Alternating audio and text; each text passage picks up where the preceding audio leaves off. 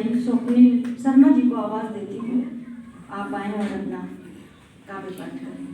स्वागत है आपका। बहुत ही छोटे से नहीं, छोटी सी कविता होगी। स्वागत है।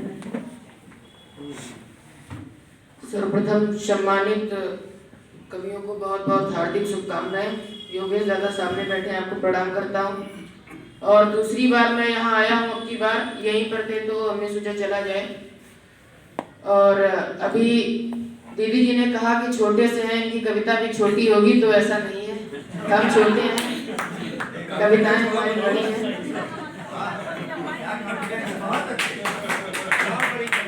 तो अपने परिचय में पहले मुक्तक। बालक हूँ मत तुझ समझना, बस छोटा सा दिखता हूँ, कभी हूँ चारण कभी नहीं, मैं ना नोटों पर बिकता हूँ। गुजराती दंगों से लेकर नेताओं की लूटों को, बन निर्भीक बिना भेदों के हो स्वतंत्र में लिखता हूँ।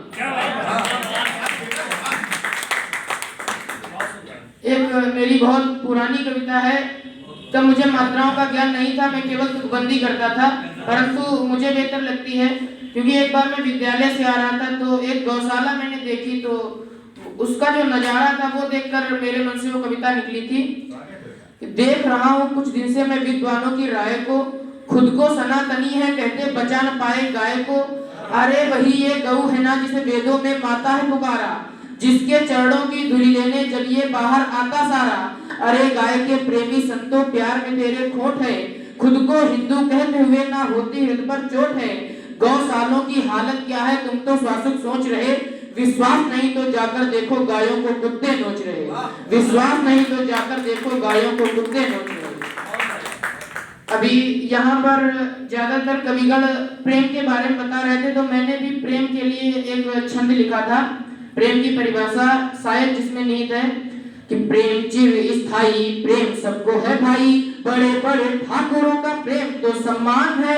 प्रेम के चक्कर में ही बड़े लोग कह देते अरे प्रेमिका सुनना तू तो मेरी जान है, कहते विद्वान है ये इस प्रेम का तो देखो कैसे बना खड़ा राम सेतु तो प्रमाण है।